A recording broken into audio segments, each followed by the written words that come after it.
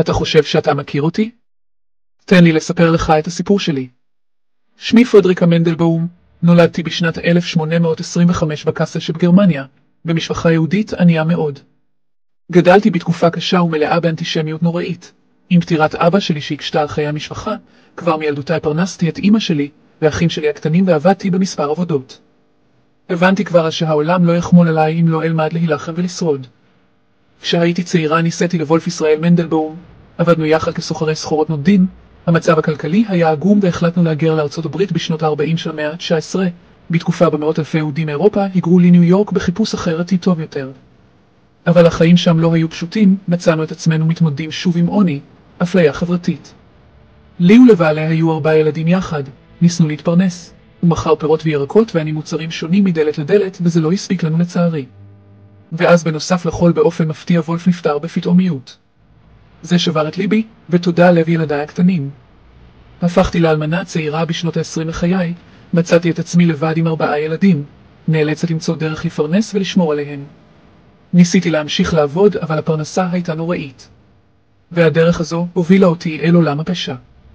ובמהרה התחלתי לפתח קשרים עם פושעים, גנבים, מבריחים, והבנתי שיש יכולת לנהל רשת. הקמתי רשת מסועפת של מתווכים, שוטרים מושחתים, שופטים ואנשי קשר שמילאו עבורי את התפקידים שהפכו אותי למלכת העולם התחתון. אני הייתי האם לא רק שם חיבה, אלא מעמד של ממש.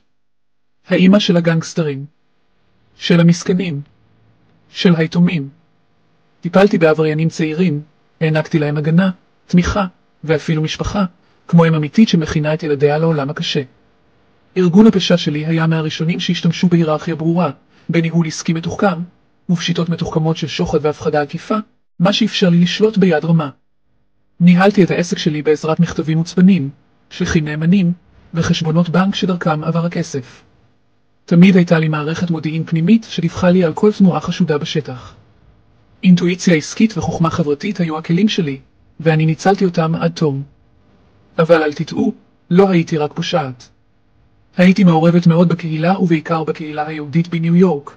מימנתי בתי תמחוי, בתי יתומים, בתי חולים ופעילויות צדקה מדי שבוע.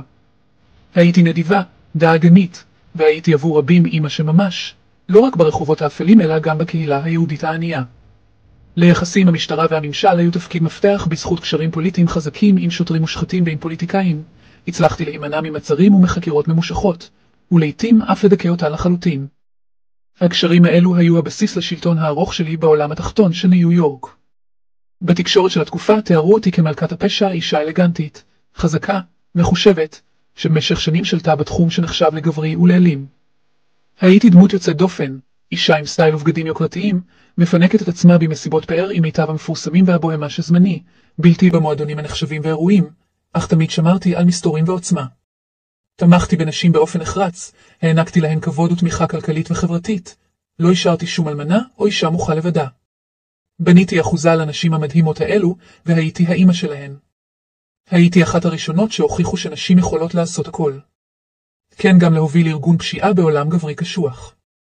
בשנת 1886, לאחר חקירה ממושכת, נעצרתי על ידי המשטרה הפדרלית.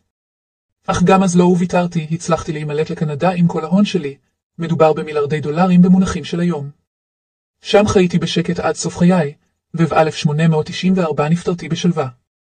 המורשת שלי היא מורכבת, אני נחשבת לאחת מאימהות הפשע המאורגן המודרני בארצות הברית ובעולם. הוכחתי שנשים יכולות להצליח ולהוביל גם במקומות הקשים ביותר, והייתי הבוסית של הבוסים. אז תזכור, הסיפור שלי הוא לא סתם סיפור פשע. הוא סיפור של הישרדות, מנהיגות, חוכמה ועוצמה נשית שהשפיעה עמוקות על ההיסטוריה של אמריקה ושל העולם התחתון בהיסטוריה. אני פרדריקה מנדלבאום, האמא של כולם.